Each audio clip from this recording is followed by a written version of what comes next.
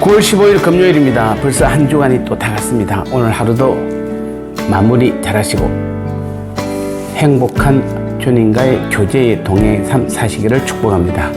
오늘도 우리 합심하여 먼저 간절히 기도하겠습니다. 하나님의 계시의 절정인 복음만 알고 복음의 신앙생활을 함으로 새로운 것, 신비로운 것들에 현혹되지 않고 주님을 주인 삼는 복음의 삶만 살게 하옵소서.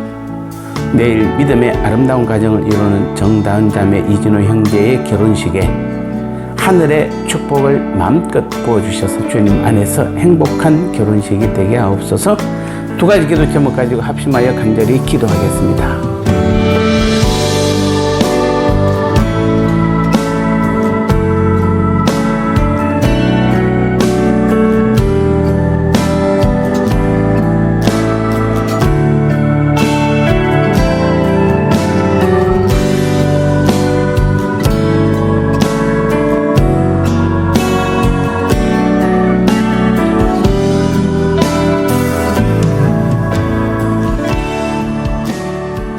말씀 나누겠습니다. 오늘 제목은 하나님 말씀의 절정이라는 제목입니다. 예배소서 3장 5절 말씀에 이제 그의 거룩한 사도들과 선지자들에게 성령으로 나타내신 것 같이 다른 세대에서는 사람의 아들들에게 알리지 아니하셨으니 아멘.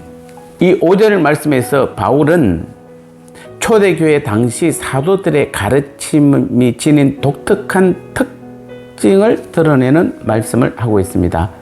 여기서 다른 세대란 구약시대를 가리킵니다. 그리고 사람의 아들들에게 알게 하지 않으셨다는 말은 하나님께서 구약시대에는 계시를 전혀 나타내지 않으셨다는 말이 아니라 신약의 사도나 선지자들에게 나타내신 것 같이 하지는 않으셨다는 말입니다. 자, 하나님은 구약시대에도 분명히 사람의 아들들에게 하나님의 말씀의 계시를 나타내셨습니다. 그러나 하나님께서 구약 선지자들에게 나타내신 것은 부분적이요, 암시적이요, 상징적인 것이었습니다. 그래서 구약시대 사람들은 복음, 특히 이방인의 구원 등에 대해서는 거의 알 수가 없었습니다. 그것은 구약시대 사람들에게 비밀로 남아 있었습니다. 하지만 신약의 사도들에게 보이신 계시는 어떻습니까? 암시적이거나 상징적인 것이 아니라 실제적인 것이었습니다.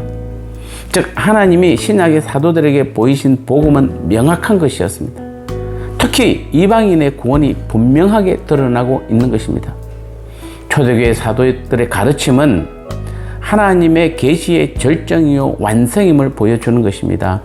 그렇습니다. 하나님은 온 인류에게 보여주시고자 한 그 말씀의 최고봉인 복음만을 사도들에게 완전히 열어주셨습니다. 따라서 그들이 가장 역점을 두고 한 일이 무엇이었습니까? 이에 대해 사도행전에서는 그들이 말씀을 가르치는 사역에 역점을 두었음을 증거하고 있습니다. 그들은 말씀을 가르치는 일을 최우선 사역으로 설정하고 온 힘을 거기에 기울였습니다.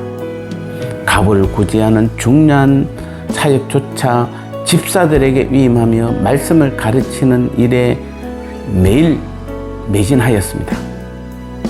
왜 그렇습니까? 그것은 곧 오고 오는 세대의 신앙의 틀을 닦는 아주 중요한 일이었기 때문입니다. 자기들 외에는 이 틀을 닦아둘 자가 없고 또 닦아서도 안 된다는 것을 알았기 때문입니다.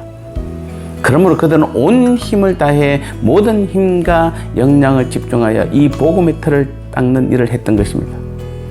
엄밀한 의미에서 이것을 알지 못하면 그것은 진정한 성도라고 말할 수 없습니다. 왜 그렇습니까?